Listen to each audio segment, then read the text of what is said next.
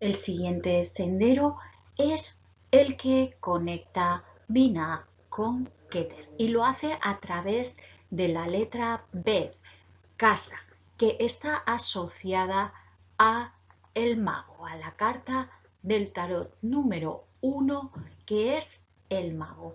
1, que en realidad es 2, porque empezamos el tarot con el 0, el loco, para indicar ese principio inicial de todo.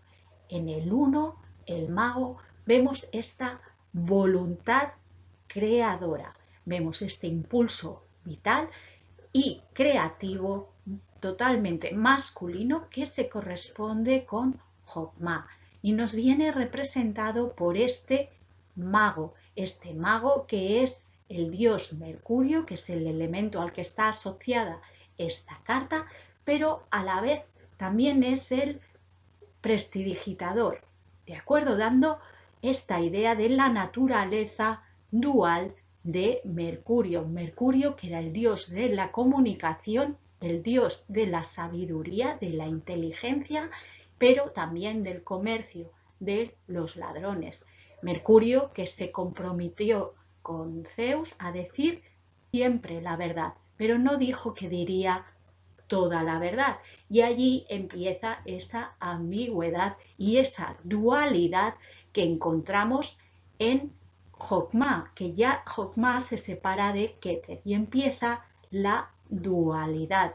El mago lo vemos aquí representado por este Hermes Mercurio, que vemos que en sus diferentes versiones será también Tot, que llevaba esa cabeza de ibis que era símbolo de concentración, de meditación, y también como el cinecéfalo, el mono de Tot, que aquí lo vemos representado y nos da esa idea de esa naturaleza burlesca, burlona de también este mago que puede ser o un mago o un prestidigitador, dando esa idea de el engaño. Pero él es el que tiene esa sabiduría inicial incontrolada, pues aún no estamos en Binah, necesita de esa restricción de Binah, que es una sabiduría sin control, irrefrenable, ese impulso creativo por excelencia, súper dinámico, pero que no tiene ningún tipo de restricción. Es lo que comentamos. Vemos que ocurre en el camino de Binah a Keter y de Keter a Binah. Aún no conocen la naturaleza de Binah y mucho menos de Dad, del conocimiento del abismo.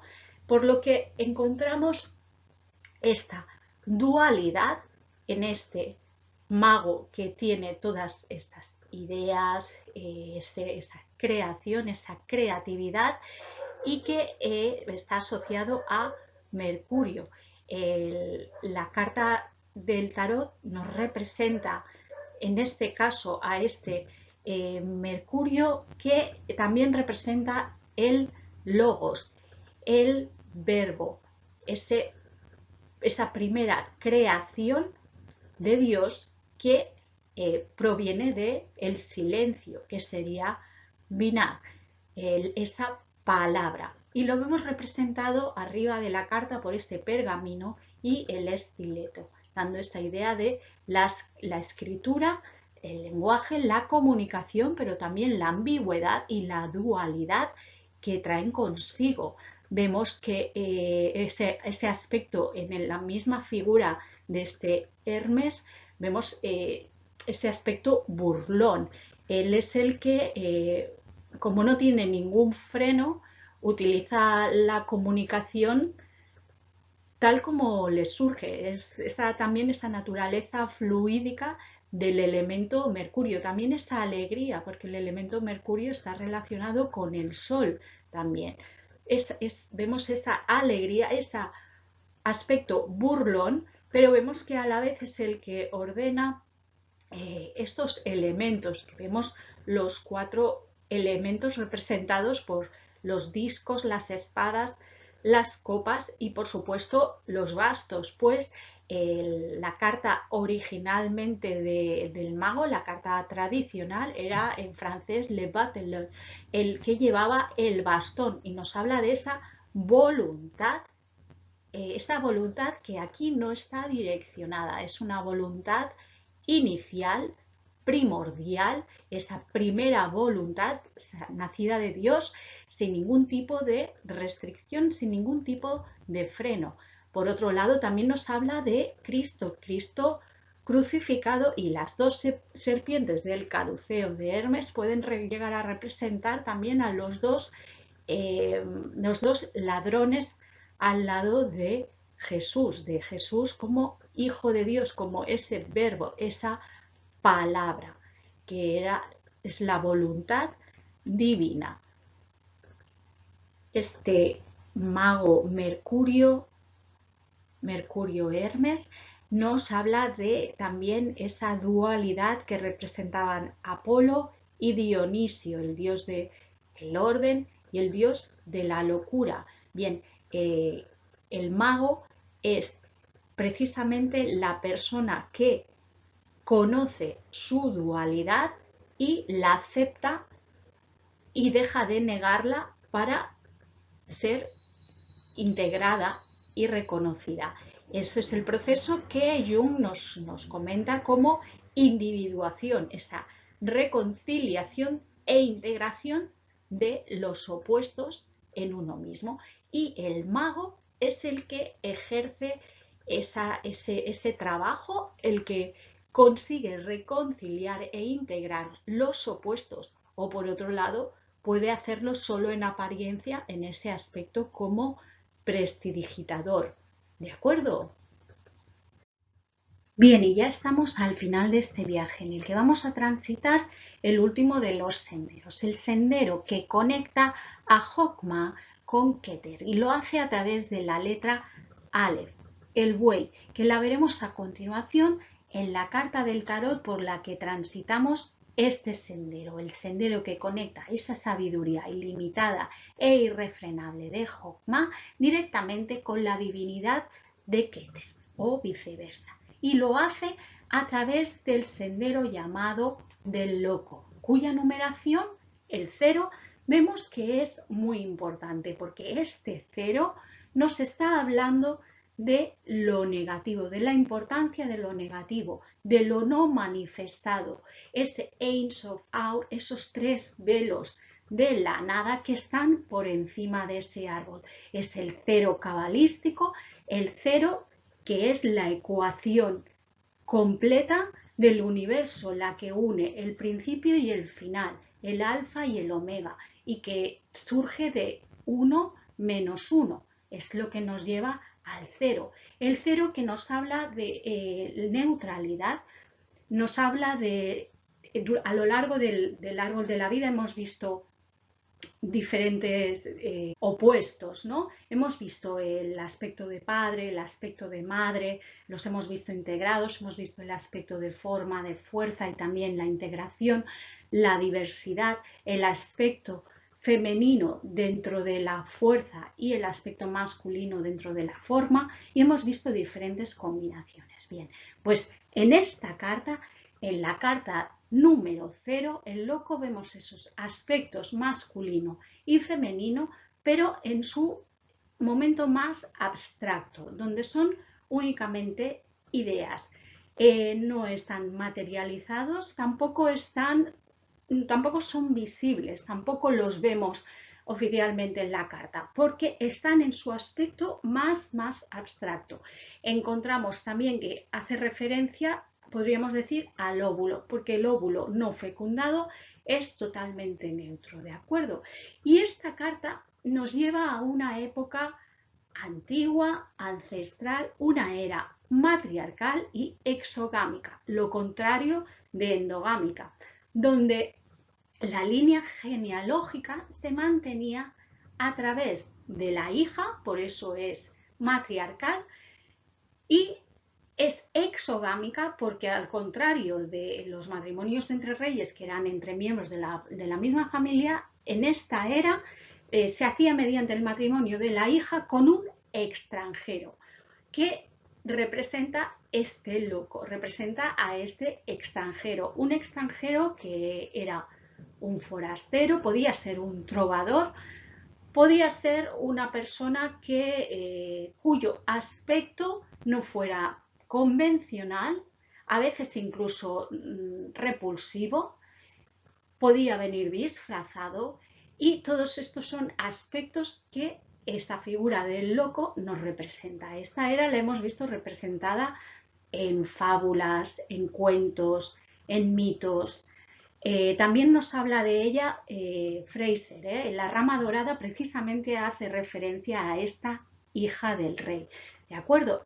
Y este loco que venía de fuera, este extranjero, para poder poseer el reino, tenía que matar al viejo rey. Entre sus atributos, entre sus atribuciones, tenía que hacer este paso. Y de esta manera se garantizaba la línea genealógica. ¿De acuerdo? El loco de la carta vemos que representa también el hombre verde, ese hombre vestido de primavera que nos recuerda la llegada de la primavera. Y ya sabemos que la primavera la sangre altera, ¿no? Pues nos hace una referencia a esa agitación, a esa locura de la primavera. El mundo siempre está buscando un salvador, pero si miramos hacia atrás en todos los mitos, encontramos que nunca hemos tenido salvadores normales. No, siempre han sido, sus orígenes, por ejemplo, han sido bastante atípicos. Ya hemos hecho diferentes referencias a ese nacimiento de una virgen y un animal, ¿de acuerdo? Pero vamos, que nunca ha sido como algo normal. No solo en nuestros mitos, en nuestros dioses redentores, sino también en nuestra cultura, ¿no? ¿Quién es ese loco del que habla Nietzsche, por ejemplo? O en la historia, pues Mahoma no era más que un camellero epiléptico y Napoleón un megalómano provinciano, ¿no? Por poner algunos ejemplos. Encontramos diferentes aspectos del loco en nuestra cultura. Por ejemplo, el loco puro lo encontramos en los mitos artúricos a través de la figura de Parsifal, que Wagner hizo una ópera magnífica sobre estos mitos, ¿no? Encontramos esa inocencia de Parsifal que es continuamente tentada y que finalmente, hasta que no coge la lanza y digamos que esa lanza atraviesa el Santo Grial, no alcanza la pubertad, ¿no? Nos habla de este mito de alcanzar la pubertad, de perder esa inocencia y a la vez que uno se redime de todo, ¿no? Pues por un lado encontramos esta figura. En el nuevo eón encontramos el aspecto pasivo de este nuevo eón, el eón de Gerura-Ha, recordad que lo veíamos en la carta del juicio, la carta de el león. Y nos habla de este aspecto pasivo que en esta carta lo veíamos representado por este niño que se chupaba el dedo y a la vez hacía ese signo de el silencio, el aspecto, como decimos, Kurpakrat. Recordad que el aspecto activo era Rajurkui.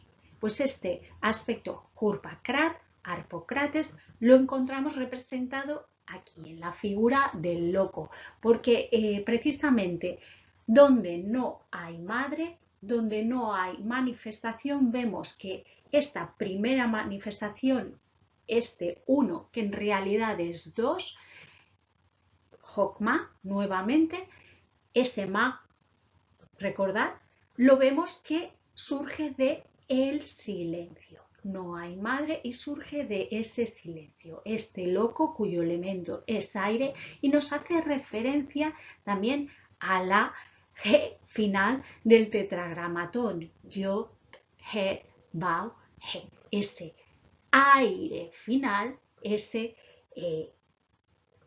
aire del abismo, cómo se conecta con el yod inicial, esa chispa inicial del tetragramatón.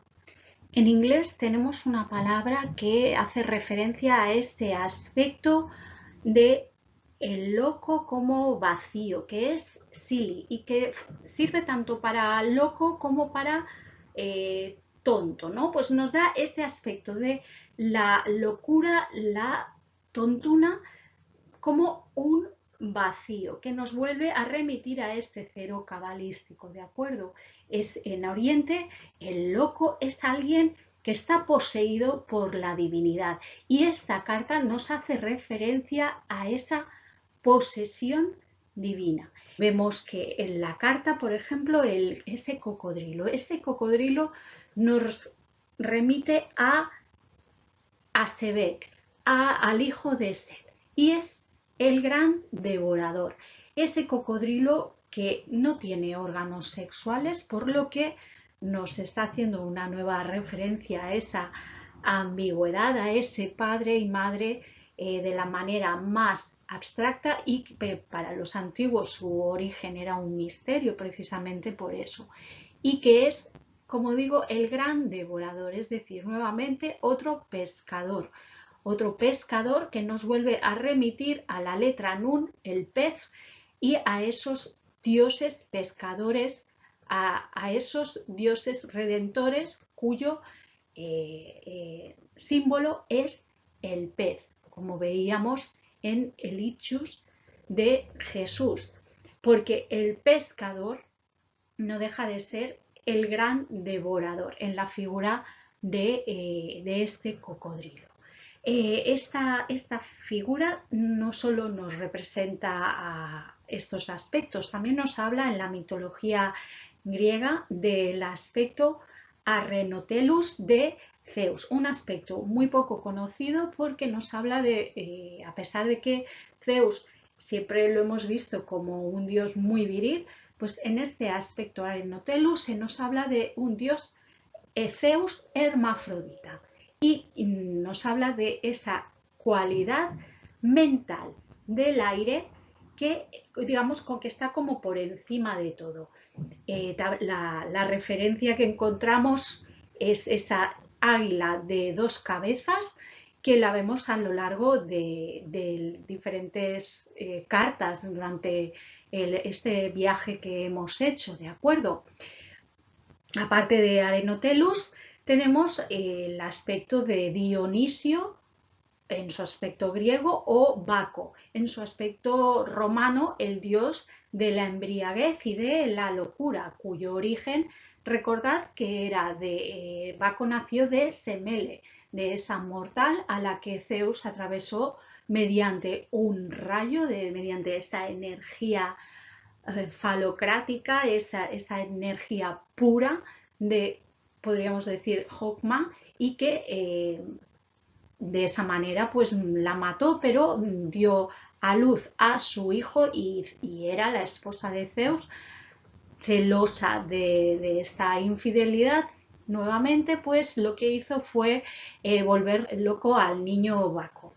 El niño Baco, que Baco lo vemos representado también con una naturaleza dual, no tanto hermafrodita, pero sí bisexual, porque Baco es representado como un hombre viril, joven, pero a la vez está afeminado y va montado en un asno y con una túnica de colorines, lo que nos hace referencia a esta entrada de Jesucristo en Jerusalén y también a la túnica multicolor de José. Parece una tontería, pero esa túnica multicolor es muy importante porque nos remite que luego a la degradación que se hizo posteriormente en la figura del bufón, que lo encontramos en esos vestidos de colorines, ¿no? Y en ese gorro fálico que lleva el bufón, pues es una degradación de esta túnica de multicolor de Baco, de Jesús, de José. Por otro lado, recordad que Jesús tenía 12 apóstoles. José 12 hermanos que nos hacen referencia al zodíaco. Las acompañantes de Baco eran las bacantes o ménades en el modelo griego, ¿de acuerdo? Y también los semidioses del bosque, que nos hacen referencia nuevamente a este aspecto de naturaleza y a este hombre verde que vemos en la carta. Y ese racimo de uvas que encontramos y esa hiedra son referencias a Baco. ¿Qué más sobre dioses? Sí, también este loco nos viene a representar a Baphomet. A Baphomet en su aspecto original. Baphomet, recordad, ese dios con cabeza de asno, nuevamente el asno, que lo encontrábamos en la letra Ain, la letra que significaba ojo y que era el camino del diablo, de la carta del tarot que representa al diablo, y es ese dios de los cristianos originales, el dios que también adoraban los caballeros del temple, ¿de acuerdo? Pero viene de su aspecto como Abba Mitra, que es el origen del nombre Baphomet, el dios toro, que nos hace referencia nuevamente a la letra Aleph, buey, que es la letra de este sendero. Ya vemos diferentes aspectos de Aleph también. No sé si lo he comentado, pero por supuesto ese aspecto de inocencia, ese aspecto, digamos, bovino de el loco nos hace referencia a Aleph. Lo encontramos también en Aleph. Ya en la misma carta encontramos esta figura de este loco que irrumpe de repente. Eso es, digamos, como lo más importante. Sale del vacío de ese aire que es el elemento de esta carta y digamos como que irrumpe de repente. Llega sin ningún tipo de aviso. ¡Pam! Vemos que este loco lleva en la cabeza como un cono fálico de luz fálica, que es la divinidad de Keter, y los cuernos de Dionisio. Vemos que en una mano tiene la piña flamígera y en la otra la vara del dios padre con la pirámide blanca, coronada por una pirámide blanca. Ahí vemos unas espirales irisadas que nos hacen referencia al movimiento en espiral del universo, reforzado también por las espirales del racimo de uvas que ya hemos comentado, que nos representa esa cualidad de embriaguez del dios Baco, también de esa locura y ese desenfreno y ese frenesí de la primavera.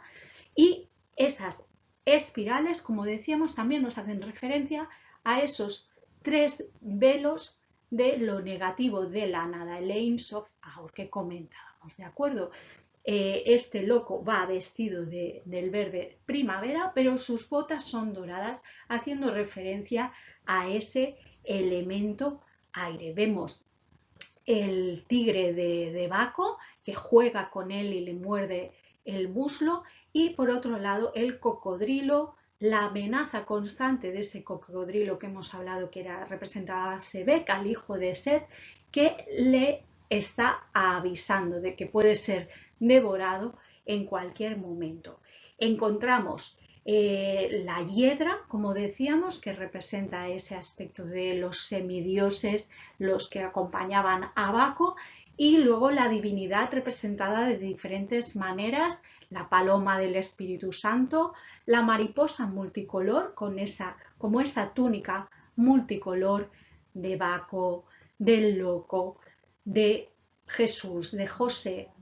Y vemos la serpiente de Hadid también, bueno, las dos serpientes entrelazadas y el disco solar de Hadid, ¿de acuerdo? De esa energía principal. El cocodrilo, como vemos, está abajo, está bajo las aguas del Nilo, pero está allí presente.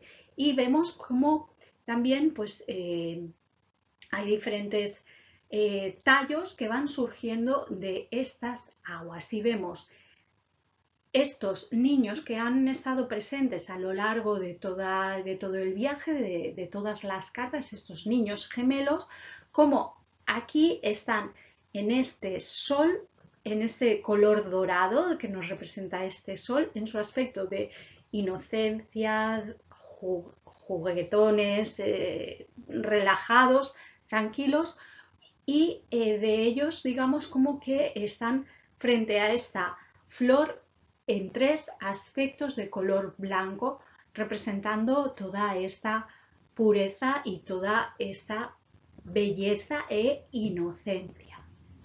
Todo es una visión de la luz creativa. Bien, y hasta aquí este viaje, esta aproximación que os quería hacer a la Cábala a través de los 10 Sefirot y los 22 senderos. Espero que lo hayáis disfrutado. Os pido nuevamente disculpas por los errores que pudiera haber de pronunciación y también de edición, porque, bueno, como os comentaba, mis medios son muy precarios y por otro lado, bueno, pues ahora toca, como decíamos, hemos de buscar también la parte terrenal y acaba el periodo de confinamiento y hay que buscar maneras de sobrevivir, ¿no? Materialmente hablando, no solo la parte espiritual. Entonces sí que me gustaría haceros unos cuantos apuntes, sobre todo lo que os he comentado, me gustaría que sirva de base para que vosotros emprendáis vuestro propio viaje. Es decir, por ejemplo, todo esto que hemos comentado de los senderos y también de los sefirot, ¿no?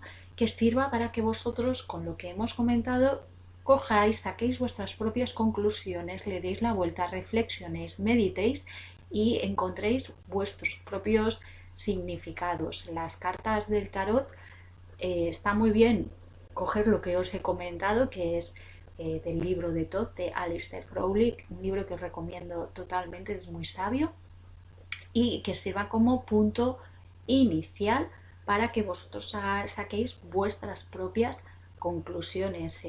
Yo me parece muy interesante el tarot evolutivo, estas 22 cartas como partes de nosotros mismos y esa reflexión que lo que os he comentado puede servir como punto de inicio, ¿de acuerdo?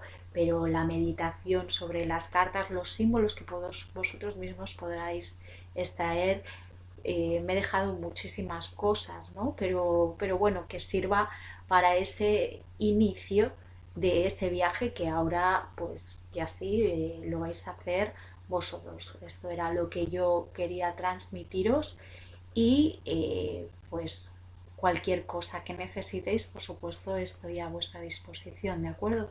Os mando un fuerte abrazo y nada, espero que estemos en contacto.